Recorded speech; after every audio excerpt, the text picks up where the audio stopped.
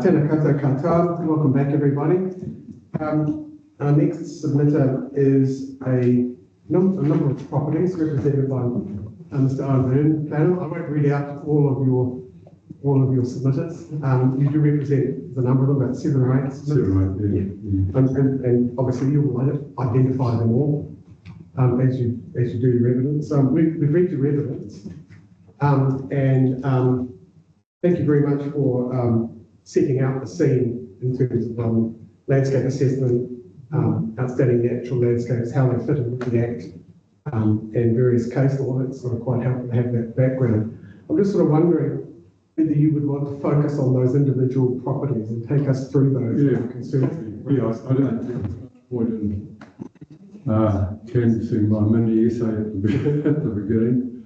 But I guess the point that I would make is that the ONL seem to have had a bit of a history starting with the regional council, and it appears from the policy statement that they intended their ONLs be interrogated in more detail, and that's reflected in some of the statements. If I could just digress for a little while, I was here for some clients on behalf of people in the Bay of Islands on the recent regional plan, and I suggested to the policy planners that they hadn't seemed to run with this instruction, and I was advised informally, I'd say, that we'll leave that to the district council. Now, in reading Ms. Absalom's analysis, it would appear that she, one reason or another, hasn't been able to do that detailed assessment on the ground either. And correct me if I'm wrong, she relied largely on the RPS assessment dating back to 2014. So I'm not going to give landscape evidence, but I do see in respect to the land and the owners I represent, almost all of the properties sit around the coast of the southern shores of the Bay of Islands. So they're on the edge, if you like, of I think 3 of the OMLs that appear in the RPS. And as an overarching statement, it seems to me that one would have to just ask the question as to why they're included in the OML and why they're not excluded, because they're essentially domestic landscapes, albeit quite small. But it seems to me there's an opportunity there in good examination to simply draw the line around those properties and leave the ONL over the parts of the properties that are natural and all of the attributes of an ONL that's been anticipated they should have. So that's the background to the submission. Well, we actually have this excellent online, so we may invite her to respond to some of your remarks today to assist us with understanding those sorts of questions. So yeah, we have that opportunity. Okay, so I think if I just go to the individual properties. Yes, and give us an update as to their context. I think you've got some visual representations in some of your appendices as well. So I do, yeah, photographs, but I can reproduce them. We've got them. Right. So you can refer to them. We've got all those attached here on our screens. Right, so I'll go through them as they appear as appendices, if you like. So the main property is at Ōmāpere Bay. Is the committee familiar with these locations, or I've got a chart of the Bay of Islands. Some more than others, but just assume that none of us do. Yeah, Ōmāpere Bay, for those of you who are interested in the history of the Bay of Islands, sit a little bit north of Assassination Cove, which is some history, of course. And the bay probably occupies a fairly confined sort of riparian edge, but it's quite domesticated. There are several houses there. One's quite old, it dates back to the early 1900s, if not the late 1800s. And then there's a caretaker's house and another batch and one or two other things like that. with a boat ramp. So the O&L goes right to the water's edge there, but it seemed to me that there's no real reason why it shouldn't be moved back, so it just carves around the bush, which is quite evident from the photograph from the water. And then, you know, relieves those owners of an occupation, or sorry, an obligation to deal with what are the quite restrictive rules that apply to O&Ls if they do anything further with those properties. So moving on to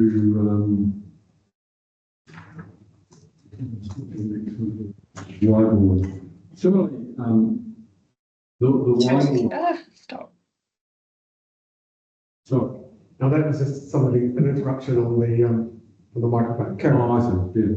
The Whiteboard property is fronts Dick's Bay, which is further down the coast. Is it? No, that makes sense. Okay. And if you Try to see, ignore it, you please. see from the area photograph, again, it's a reasonably large property and it's well landscaped, but the point, I guess I need to make, the landscaping wasn't there always. The landscaping was created by the owner of the property, and it seems to tie it in with background vegetation. But by and large, it's quite domestic. There's a jetty there, there's a land a helicopter, there's a large house, and other sort of domestic accoutrements. And again, it's if the O&L was drawn back from the coast around that property, I don't think it would compromise the O&L. And in a sense, I think with all of these properties, including the O&L, sort of dilutes the quality of the O&L because they are quite domestic pieces of landscape, if you like. The Island Trust property is a curious one. It's owned by, well, the trustees of the Farmer family, who you may know. They own that very large property in Jack's Bay, which used to be the Jack camping ground, curious enough. Now, the O&L goes over the point to the north of Jack's Bay called, I think it's Kingfisher Point. But there's a group of sites there that are zoned, I think, general residential, but they're within the O&L. Two of the properties have houses on already, but the balance don't. Now, the question is, to my mind, how do you deal with that when they wish to develop the site for domestic use, for drilling and, you know, the sort of curtilage that a dwelling would have? Is it perhaps more appropriate simply to remove it from those residential properties and leave it on the balance of the land, which is clearly, you know, more a natural landscape? The other curiosity, for what it's worth, is a large part of the south site, the larger beachfront property, which is the farmers have fenced with predatory fencing, which is quite natural, but it's not within the O&L. So, you know, this sort of belies the fact that some more detailed groundbreaking needs to be done around the coast there. Well, the Ōmāpere and Thornton submissions are the Ōmāpere estate. I think Peter Hall might have made some commentary on this when he came on Monday. Was the subject of a consent back in in any event, it anticipates sort of quite large dwellings located on nominated building platforms, and Mr. Thornton's is one of those. It's a very large, very attractive Pete Bosley house, and it again is surrounded by lawn. It's got a helicopter landing pad. It's got a helicopter garage, if you can call it that, which is quite a substantial shed. And it's got all those accoutrements of domesticity about it. And the two views, I think, the top one and the second page show the Thornton site.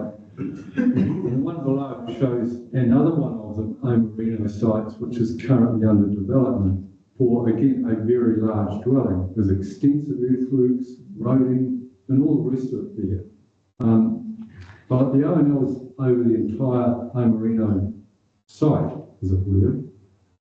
All of those properties are subject to control in terms of their development by quite a detailed consent notice, which pretty much replicates the sort of rules imposed by the O&L.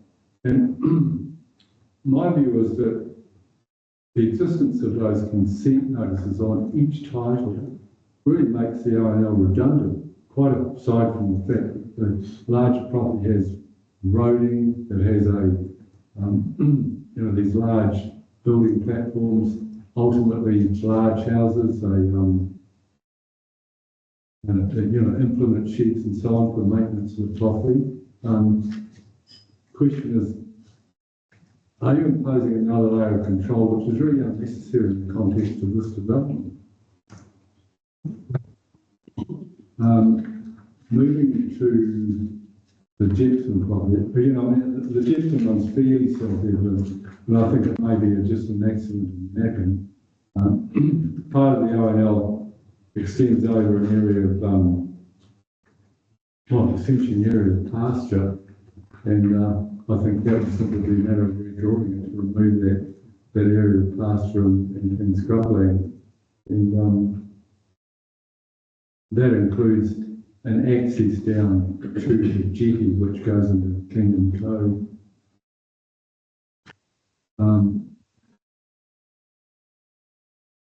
Mr. Clote and Mr. Heatley both have properties on islands offshore. One at the Heatley Island, Rotorua, and I always forget the name, the proper name of the island. Mr. Clote probably honest. It's adjacent to Rotorua. The English name is Roberton Island.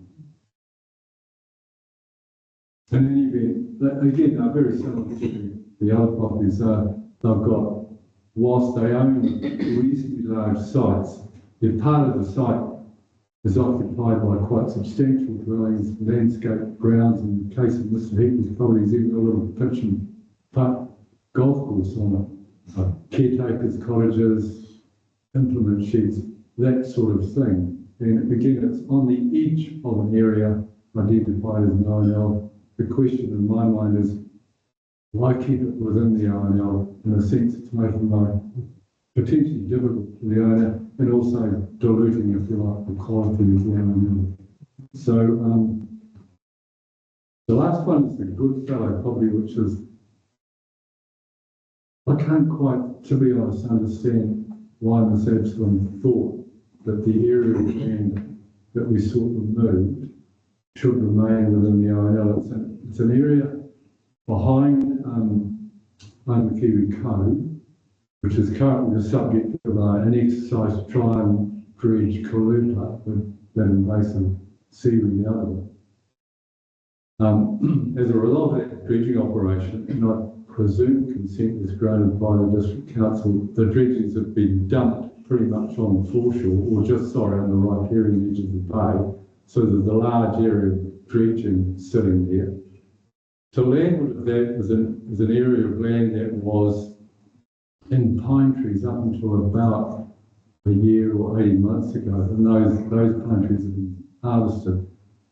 And the owners have planted some of that land in Manuka. Now, as I understand Ms. Absalom's report, she considers that ultimately that land may return to have the landscape qualities that it had in the first place. But the question is, how long do you wait? The 200 years it takes for climax native vegetation to appear.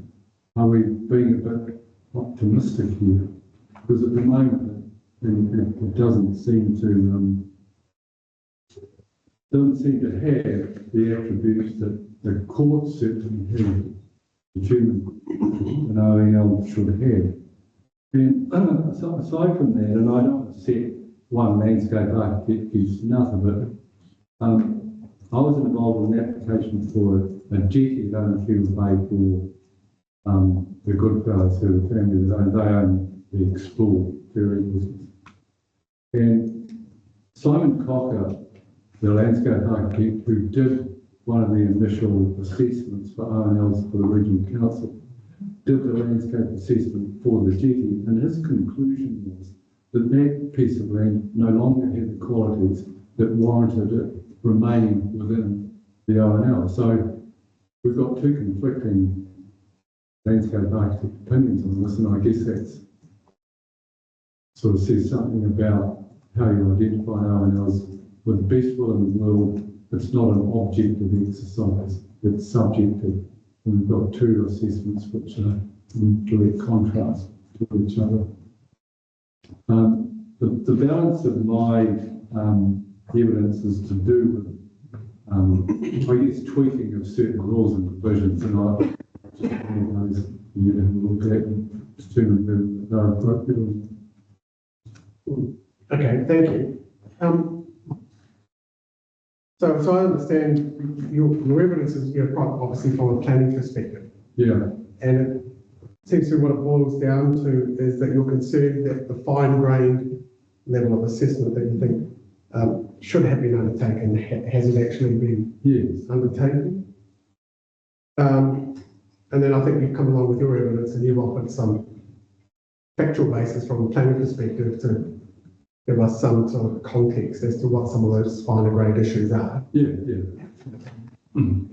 Have your clients contemplated engaging a landscape architect to offer some further advice as to what those finer grain elements are, or offer some sort of specialist assessment? Well, they would have came to that. Came to going to court on it, I think. They have engaged landscape architects from time to time to assess coastal structures, and made some observations about those structures in the context of the site, not looking at the ONL. And I think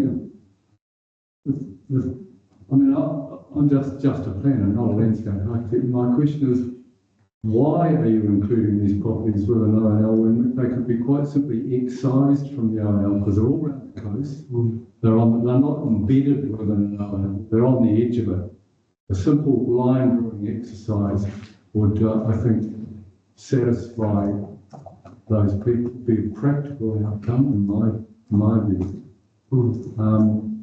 and allow those properties to continue to be in the manner that they are already. Yeah, and I think you make the other point you seem to be making is that they all appear to be domesticated to some extent. Yes. Is that the summary? Yeah. Okay. So, well, we've got Ms. Epsilon here, and we're just sort of wondering, we could take. Are you able to appear, Ms. Epsilon? Sorry, what did you say, sir? I said we have you here, and are you able to provide some response to the questions raised by Mr. Byrne? You've obviously heard, I assume you've read his evidence? I have read his evidence. I have found listening to you this morning challenging, but I think I've got the gist of what has been said. So I think Mr. Byrne's primary thrust was that these properties, what we justified a more finer grained assessment, they are all on the edge of identified ONLs, and they mostly have domesticated residential developments in them. Yeah.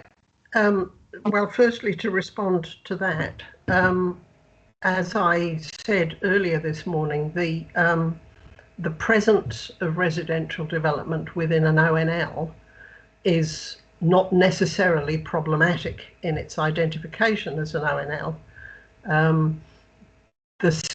And this is something I pointed out both in my report and in our presentation on Monday, was that when dealing with ONLs, you're dealing with a much larger scale of land than you are when you're dealing with HNC or an ONC, for example.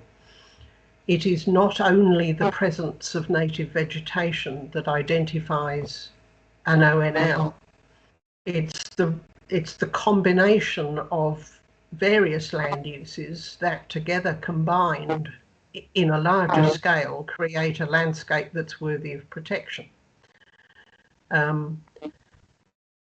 In terms of whether a more detailed study would be useful, I'm certain it would be, but that's not what I have been asked to do in this instance.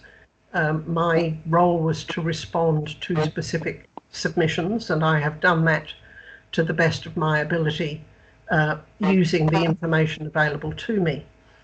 And again, I reiterate what I said on Monday. It was good to hear from an independent landscape architect, Mr. John Goodwin, that in terms of those properties that I had made a determination on, in my view, as to where the ONL ought to be, he concurred with my opinion, which was useful to see. It would have been very helpful to see the landscape assessment for the Goodfellow property that Mr. Byrne has made reference to. I haven't seen that.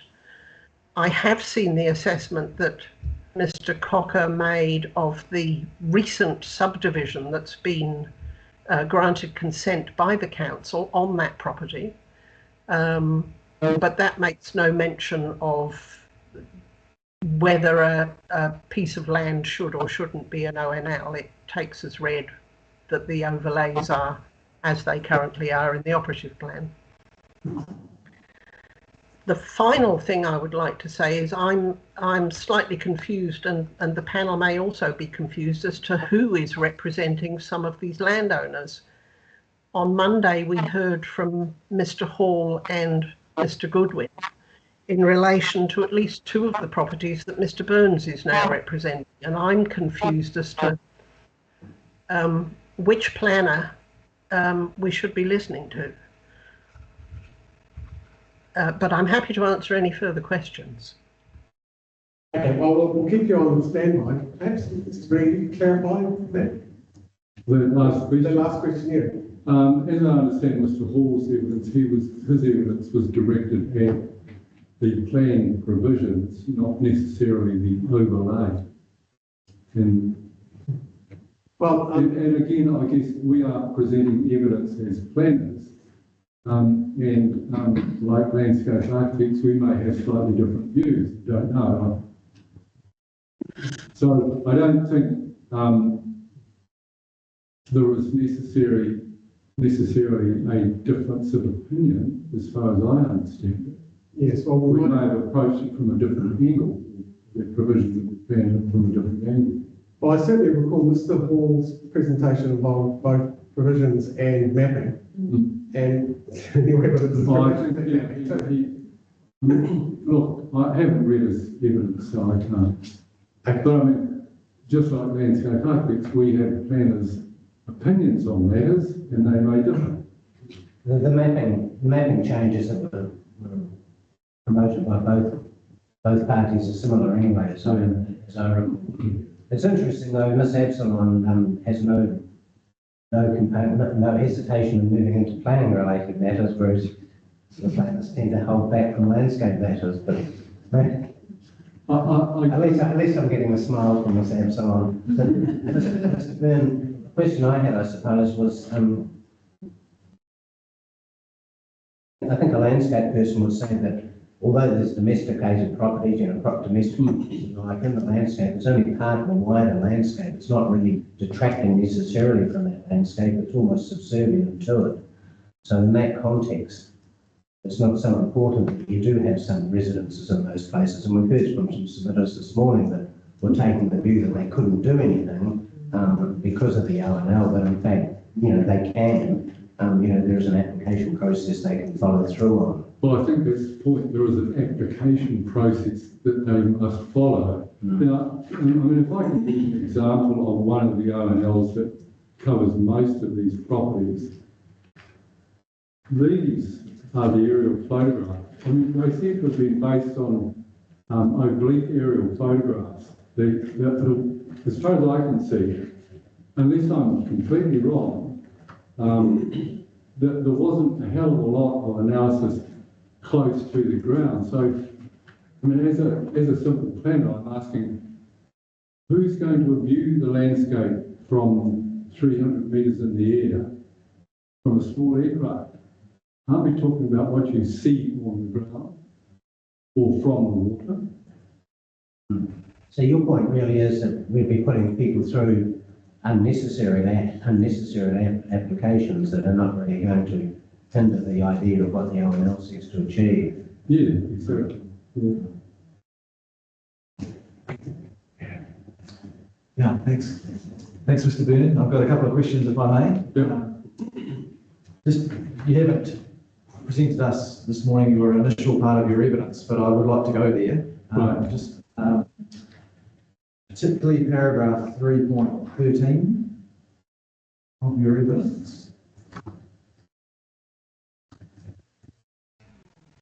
And I know you're not a landscape architect, you're a planner, but you've made the statement that ONLs have little or no cultural component to them. What do you mean by that? Well, I think I go back to the words outstanding and natural. And it seems to me the more cultural elements, such as buildings and infrastructure, that is introduced into a natural landscape, the more it's diluted in terms of its outstandingness and naturalness. Right, so it's more like from a visual effects perspective. Well, it's a landscape. A landscape is as a visual experience. I mean, for what it's worth, I do know a landscape architect who said, as far as I'm concerned, there are only two outstanding natural landscapes in New Zealand, Fiordland and the Urua National Park. So that's what I say, there's a spectrum of views on what an ONL is. And my, as a planner, not as a landscape architect, it's because it's ultimately a subjective assessment that's undertaken. Mm-hmm. Okay. And it's the value that the individual or the group of people place on that. Are you aware of the NZILA's guidelines on Ōtitanga Te Manu? Yeah. So you're aware of those bits? Yeah. Yeah. Okay. Yeah, I mean, this is an interesting question. I mean, I've come across this before, and I think policy 15 of the NZCPS refers to outstanding natural landscapes and sets out essentially criteria of what you need to look at. And it certainly refers to cultural elements in there. In fact, NZCPS policy 15C. That's right. C8, Roman 8, cultural and spiritual values for Tangata Whenua, identified by working as far as practical with tikanga Māori, including their expression. So that's a coastal landscape. It's inclusive of those elements. So yeah, so it doesn't refer to an outstanding natural landscape. Talks about the coastal landscape. yes, well, it's policy 15 about natural features and natural landscapes of the coastal environment, and these are outstanding landscapes in the coastal environment. Okay. Any further questions? Well, just one other question of clarification. In paragraph 4.4, the last sentence there,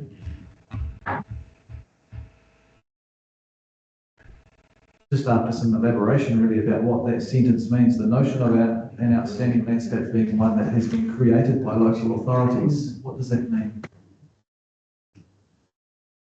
Well, I guess local authorities responded to the direction of higher order documents, or that's what they're obliged to do.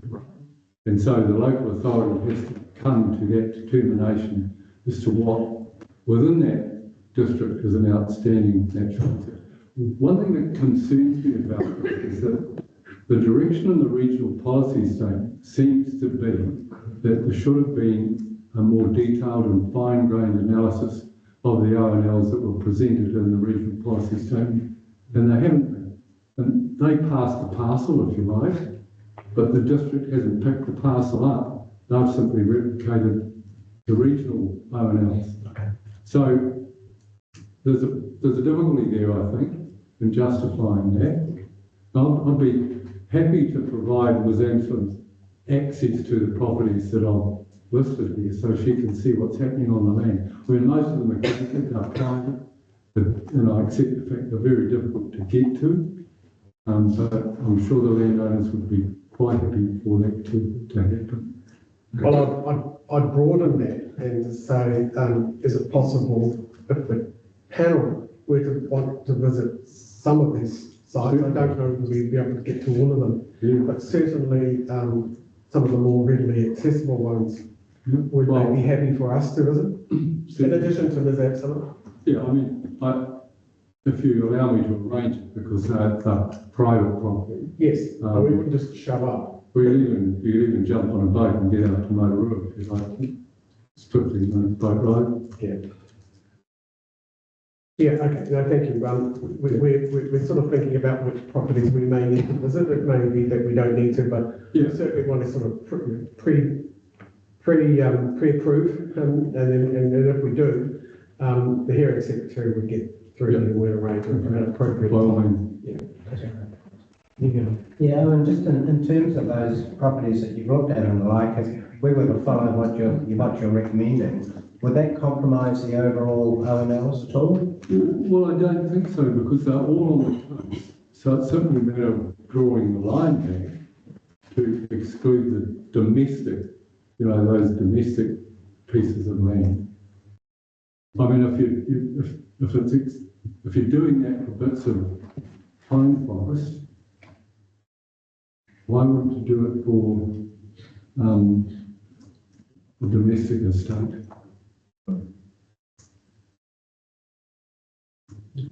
Just maybe that's, what do you mean by that? Well, I think, correct me if I'm wrong with that, didn't you note that some areas of pine forest should be excised? Question comes through me. Oh, sorry, yeah. As I understand it, the recommendation was that certain patches of pine forest be removed from the O&L, the line be drawn around it. Or is that in the coastal environment? Is that natural character in the coastal environment rather than O&L? I don't know, maybe Mr. Absalom. So, Ms. Absalom, the question has been put to us about is it commercial pine plantation?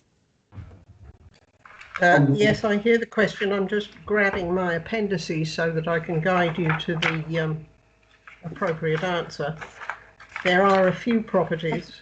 It's Appendix A of my report, where I am recommending that the area of forestry be removed from, the O&L be removed from the area of forestry.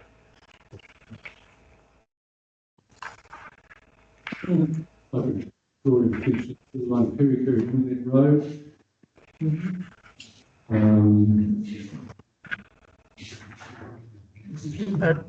One or two of those recommended adjustments are probably a result of data set anomaly, which I referred you to on Monday, but others are larger areas where I'm recommending that the O&L overlay be removed from the area of forestry.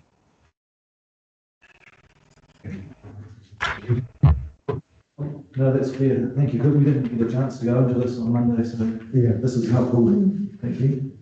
Okay, thank you very much, Ms. Absalom.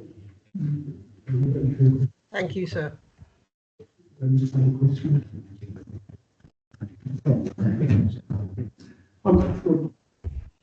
going to ask the road planner what the sort of discussion would be. Questioning your specialists, I should give you the opportunity to provide any response. As well as a landscape architect. I'd like to turn this one back.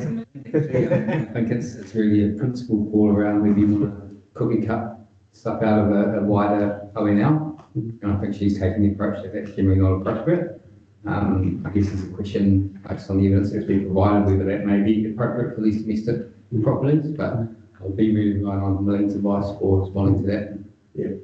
Okay, and of course, you've got the opportunity to work further with Ms. Epsilon in your response to the evidence presented in this hearing. Yeah, and also just to note that you've also made some comments on the provisions themselves, for example, the controlled activity rule for approved building platforms and those. Yes, I was going to ask if you wanted to have any comments about those rule matters. Well, that's certainly something that we've proposed or recommended in response to submissions around that, you got existing properties that fall within a ONL. We've heard that, that rule may need some fine tuning, and maybe also to recognise we don't have an approved building platform to refine matters of control. So that's certainly something we'll be considering further through the right. Yeah. And we have relaxed some of the thresholds around building height and structures to some extent to recognise the different sensitivities of those overlays. I think by and large those adjustments were pretty sensible to me.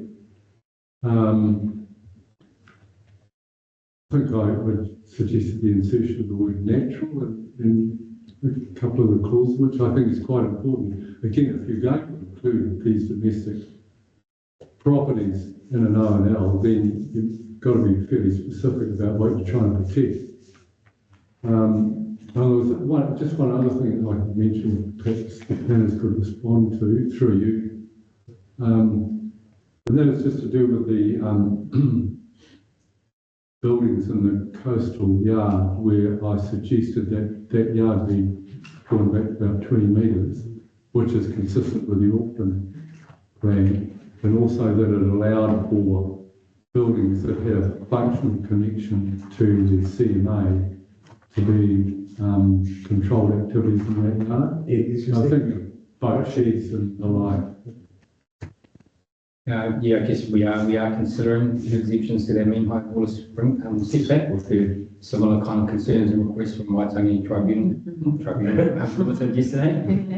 So yeah, that's something we'll be considering further for our reply. Yeah, that was my impression too, that matter is still in the mix. Yeah. And we're going to be hearing, we're going to get a full written response from the council officers to all the evidence we've heard, including that matter.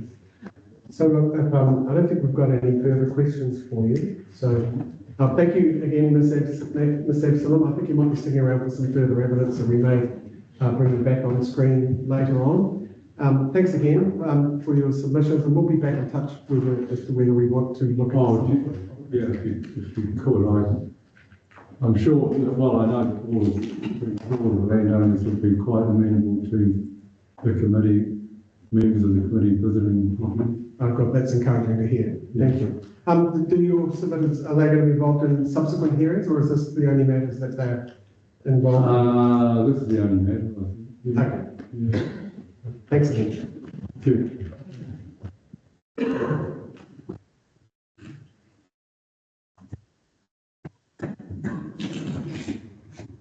So, Northland Fishing Game? Yes.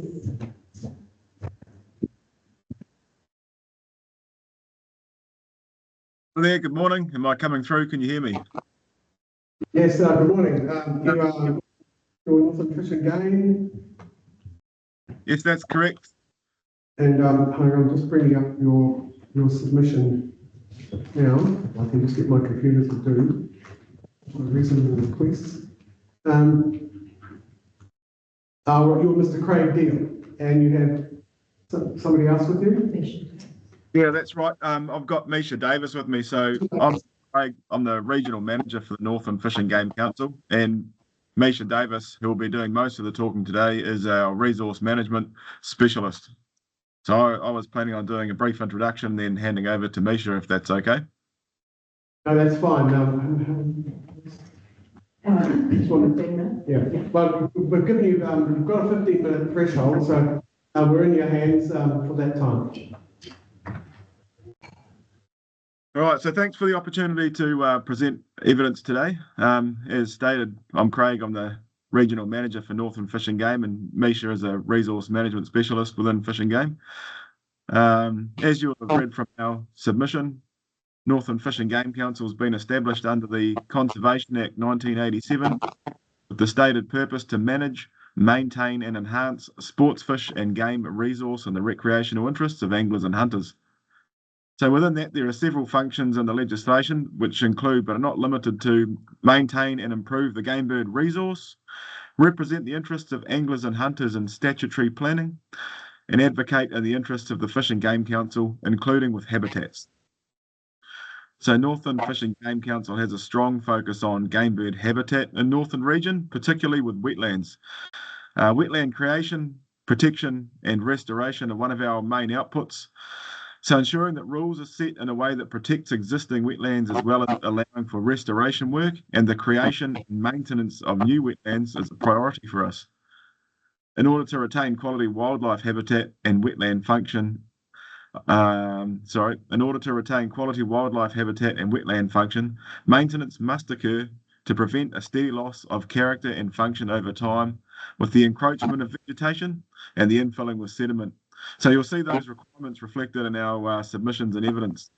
And our other priority is to advocate for the rights of anglers and hunters, particularly hunters in this district. So you'll see that theme come through in our submission as well. So I'll hand over to Misha, who's going to talk to the evidence that was submitted. Thanks. Yes, good morning, Mr. Davis. We did receive your statement of evidence, but having said that, it was reasonably brief. I think you included a summary of your evidence. We're happy for you to take us through that and any other matters you want to raise.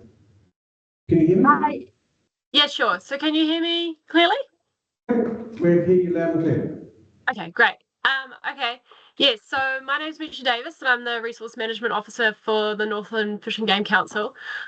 So Craig submitted the submission and then I prepared the evidence. So our submission, the evidence is specifically around trying to bring the Far North District Plan in line with the Resource Management National Environmental Standards regulations, for short the NESF. And that's mainly for wetland restoration and maintenance and maintaining maimai.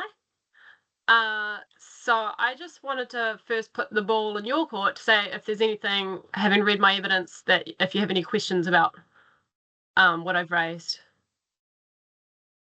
Well, a number of the points of details really, which is a matter of sort of working through and just us accepting or otherwise sort of style. I don't have any particular questions on that at all, because much what you want is to get consistency with the National Environmental Statement, the NES, aren't you? Yeah. No.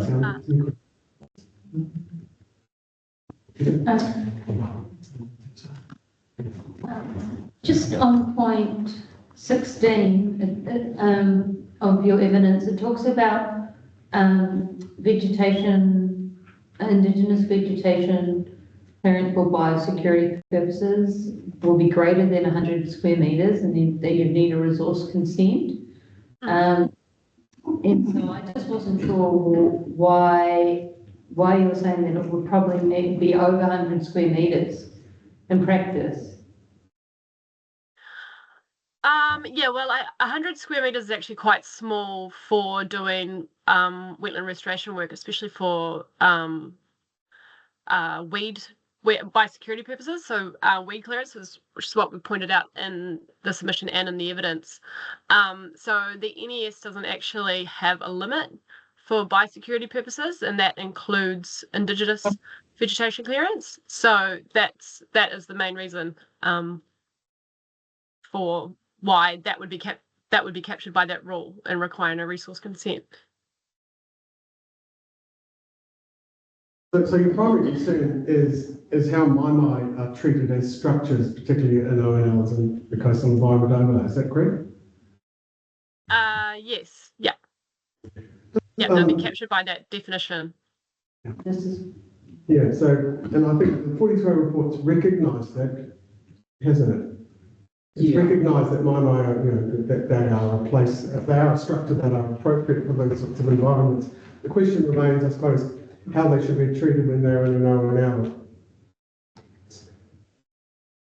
Can I just ask a supplementary question to start as well, because the definition of structure is also another matter that's been brought up in other submissions, and I think whāngarei has an example of I think they call it a major structure or minor structure. Yeah. That was brought up in submissions. So there's a broader issue around structure and how that's interpreted, and we'll need to come back to you in more detail on that. I think the way I would interpret my mind is that it certainly is a building or structure in terms of how you commonly interpret those. So I guess in the coastal environment, outside the urban areas, it would be, we'll relax the rules so it's not necessarily ancillary for farming activity. So that would mean that it's now more targeted as residential units. So I would say that they would be permitted under that rule, and the thresholds vary between sort of 50, 100 to 50 to 25 in ONC, which is, understandably more stringent. So I guess my take on that is that in my mind, would be permitted under thresholds because they're generally not large structures. So they're permitted up to 25 square metres, you're recommending permitted up to 25 square metres in which? So an ONC, outstanding natural character, Right. high natural character, 50 metres square, and then outside those two overlays in the coastal environment, 100 metres square. Yeah, so how big is a maimai typically? I suppose is the question that follows from that. How many square metres do you need for a maimai? 10 square metres. Sorry? 10 square metres is the guidelines, yeah. No bigger than that. So the council officers are saying that As a structure. the most restrictive rule is 25 square metres. That's a pretty good size file, isn't it? Yeah. I think with what we're asking for is to do with the maintenance of maimai, so which is actually captured by the rules. Sorry, I just need to bring up the specific rules for that. Is it NACT R1 and IB R1? You want a specific rule for maintenance, is that right? Well, just yes, a carve out for maimai because they're otherwise captured by that rule, specifically for maintenance, which is permitted under the NESF. So unless there's a carve out, then it's going to be captured by those rules. So are you worried that you might be permitted to build one but need a resource consent to maintain it? Yes, exactly. Okay, well, I don't think that was the intention of the provision. Certainly not the intention, and Ben Lee, who is the author of the natural character chapter, which deals with building structures and earthworks in proximity to water bodies, he's aware of the relationship with the NESF, and we'll just make sure that we respond to the issues raised in more detail. Yeah, look, I think the response is that that's on the officer's radar as a potential conflicting provision, and they're giving some further thought. So, as I said to the previous submitters, the council gets to provide a written response to all the evidence that they've heard, and then they'll get that back to us. We'll put that up on the web too, so you can have a look at their revised positions. So Thank you. It is quite common that it's sort of an unintended consequence because it's captured by the definition of structure or building. So that's why it's important to look at the finer detail and make sure that there is actually a carve out enabled for maimai specifically, because we have also requested a definition for maimai, which I don't think is included in the plan. I had one other point that just reading through what you had to say, you made a comment along the lines that you seek clarity to the 42A writer's comment about the natural character rules only applying to wetland, lake and river margins and not to the activities within the wetlands themselves. Can you explain that more, please? Yeah, so I guess that was something that I missed myself, is that I didn't actually realise that the rules were to a very specific area of being the margins, which is when you check the rules, it is a little bit confusing because that definition has various it's specific to the different zones. So I guess I was just seeking clarity to know exactly where those rules apply, because then you do have the NES, which is 10 metres outside of a wetland. So that was my point of seeking clarity on that. Is that something which I was going to say, my understanding, so there is that definition which talks about sort of roughly 20 metres in that margin area, And my understanding from Ben's recommendation, he said these rules don't apply when the NES fresh water required to try and address any potential duplication or conflict. But I guess we'll just look into that further and make sure it's covered. Yeah, okay. Yeah. Okay, thanks. Okay, well, I suppose just keep a watching brief on the responses to the evidence. I think that'll be due in around about 2 weeks.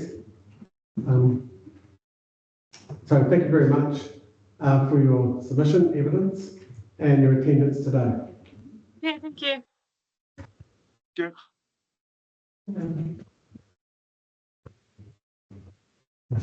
Time. We've got an hour 22. Okay. So our next submitter is Whale Bay Farm Limited, and we have Mr. Steve Tuck, who should be online at the moment. Mr. Tuck, I see you in a large conference room. You are, oh, your machine is zoomed in on you, so we see you clearly. Can you hear us and see us? I can hear you. Can you hear me? Yep, loud and clear. So excellent. So you've pre-circulated your evidence and we've read it. Would you like to just take us through, give us a summary of the main points, or any further comments you may have to make, having read other people's evidence? We're in your hands. I think you've got 15 minutes to present your presentation. So over to you. Thank you very much. Yes, I've prepared a short summary, so I'll just briefly read through that over a couple of minutes, and then we can discuss any questions you might have. Excellent. So, yeah, I'm Steve Tuck. I'm a planner for Mitchell Dash Limited, and I'm appearing today on behalf of Whale Bay Farm Limited. So just to dive straight into a bit of context to the submission points on this particular topic. So Whale Bay Farm Limited owns the Cody Cliffs property near Mitody Bay. Cody Cliffs is a property that's in multiple zones, including the Cody Cliffs Special Purpose Zone, which comprises 4 subzones. The Special Purpose Zone provides for activities including residential subdivision and development, golf course development, visitor accommodation, hospitality and lodge activities, and conservation and open space activities.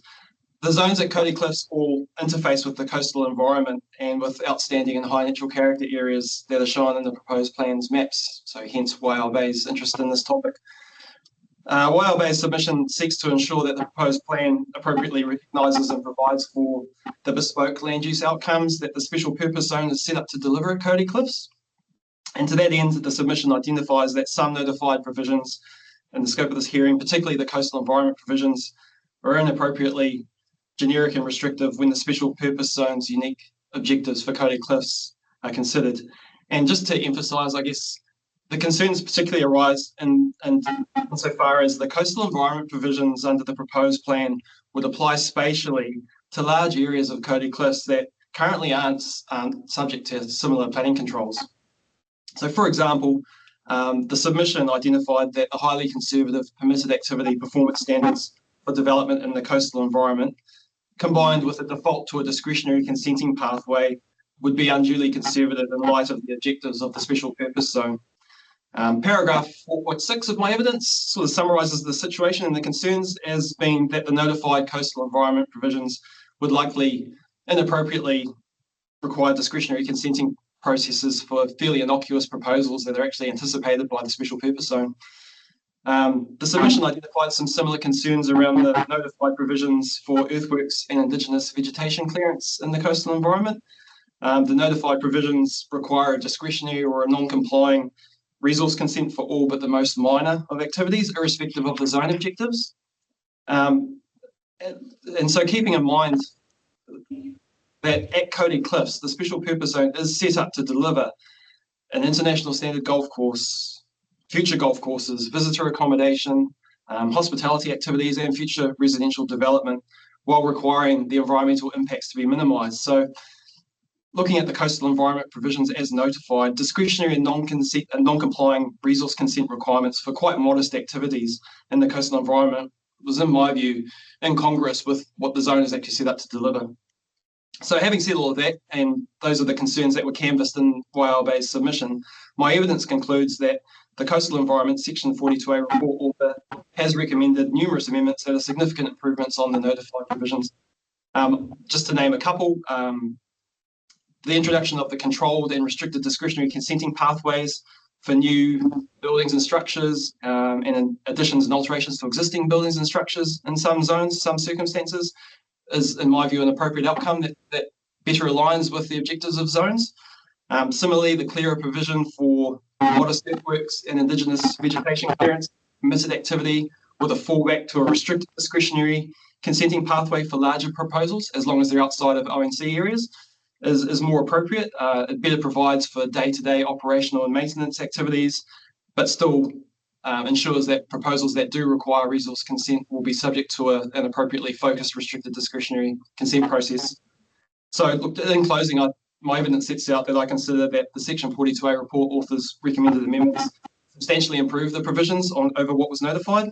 I think the amendments are more effective and efficient. They'll avoid the unnecessary costs to the community associated with the alternative approach of highly conservative consent requirements, and they provide some beneficial coherence with the objectives of the special purpose zone at Cody Cliffs.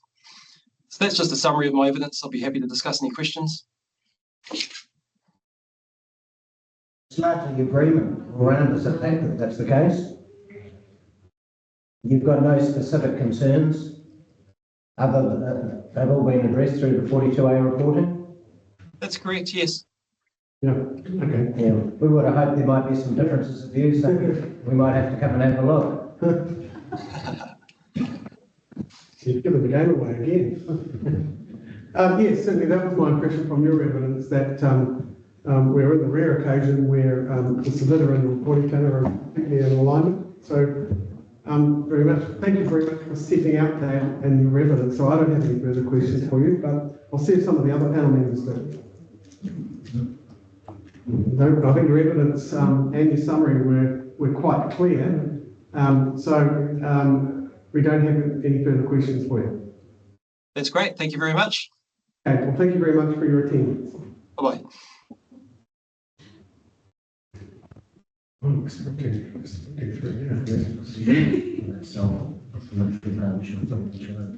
Even I've got to get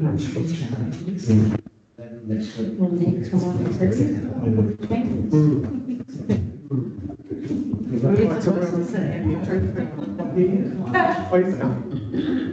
Okay, so the last submission we have before the lunch adjournment is Transpower, and we have Sharon Dines. Kia ora, sir. It's Rebecca Ing here from Transpower, just introducing. Okay, and is Ms. Dines going to be appearing with you? Yes, she is. We're in the same room, so I'll just swivel the laptop around when it's her turn to speak. Hello, Ms. Dines. We can't leave you out.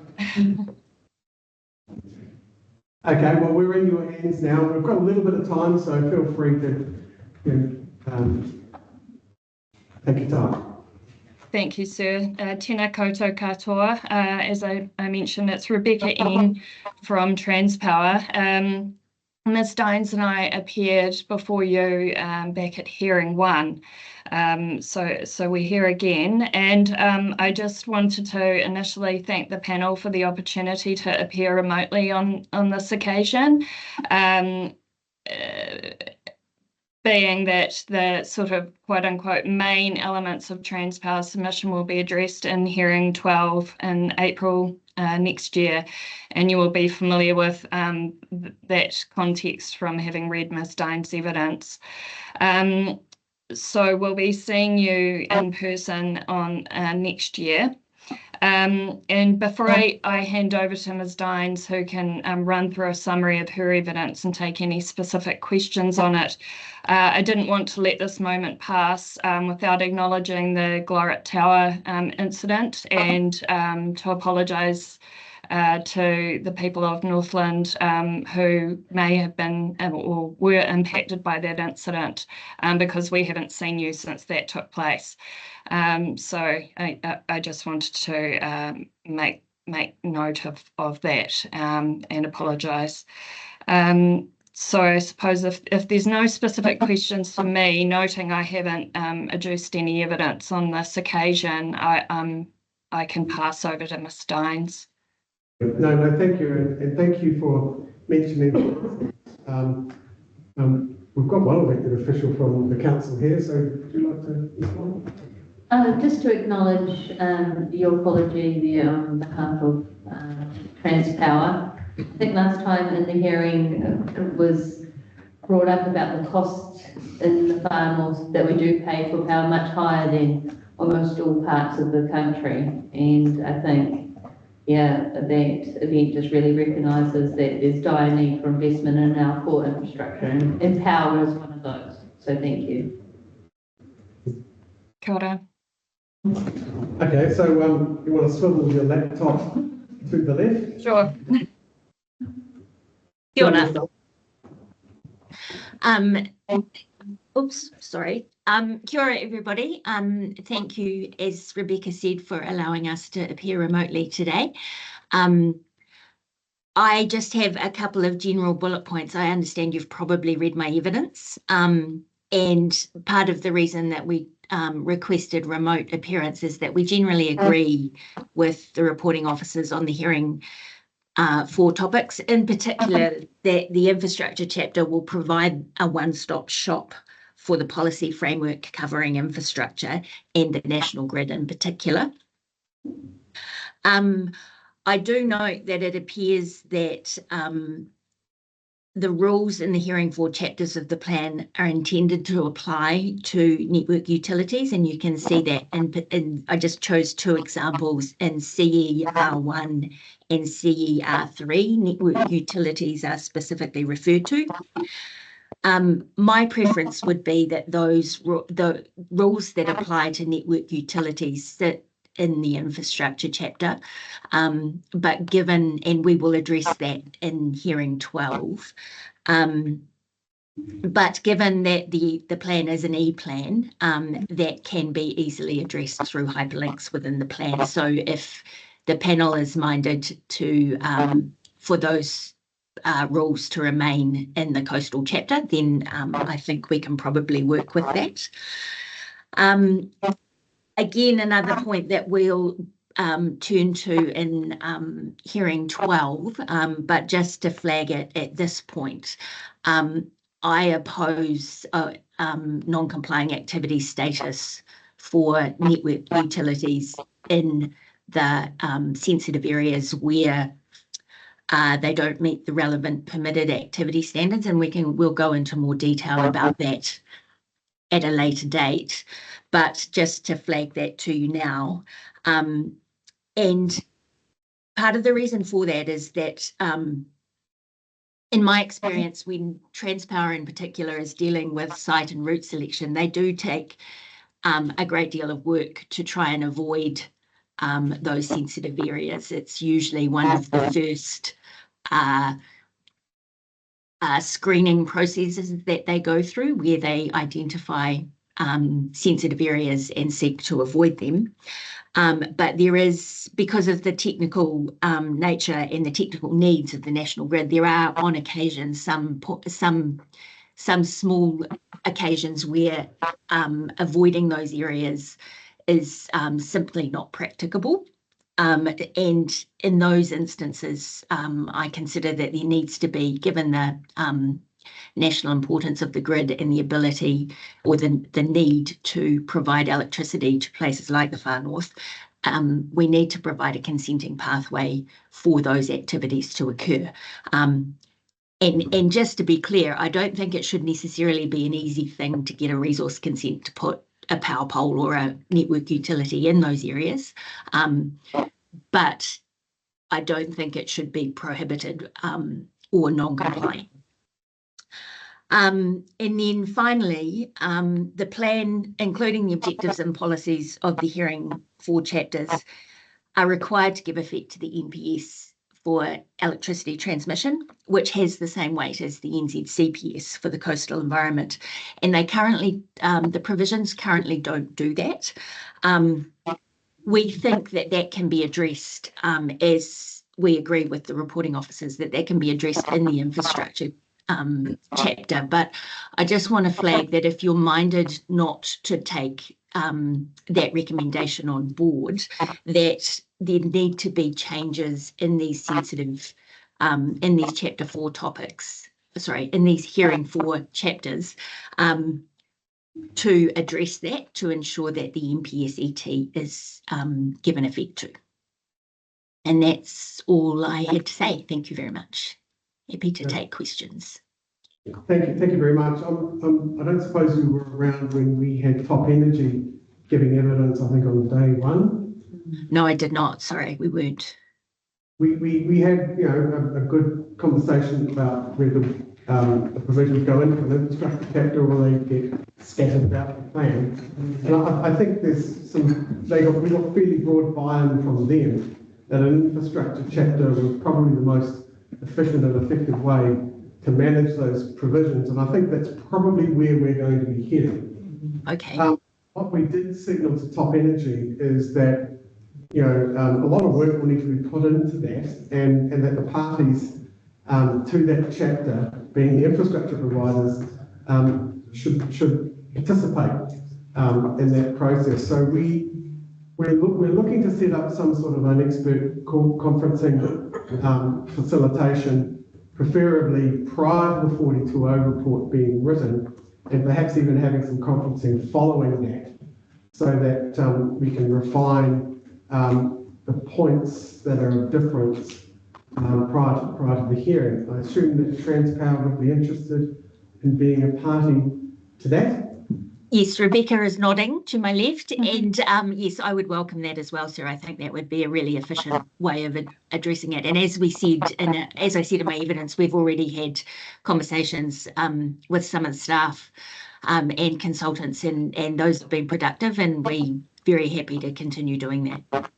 I think you might have to put up with some telecommunications providers being in the room with you. We can beat them into submission, I'm sure. Yeah, so okay, well, so we'll look to put something together, and we'll probably send out a procedural minute to confirm that arrangement. But thank you very much for your attendance today, virtual. All I can say is you don't know what you're missing here in Ōmāpere.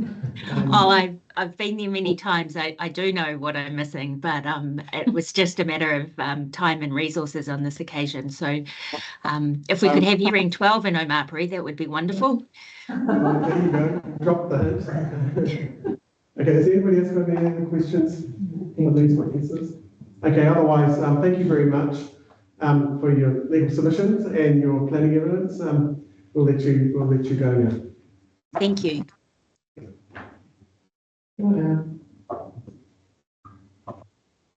So that's us. So I'll make some phone calls to the afternoon submissions to see if they can get here. Anyway, I'll stop recording. What's the time now? Stop recording, and I'll be in the room.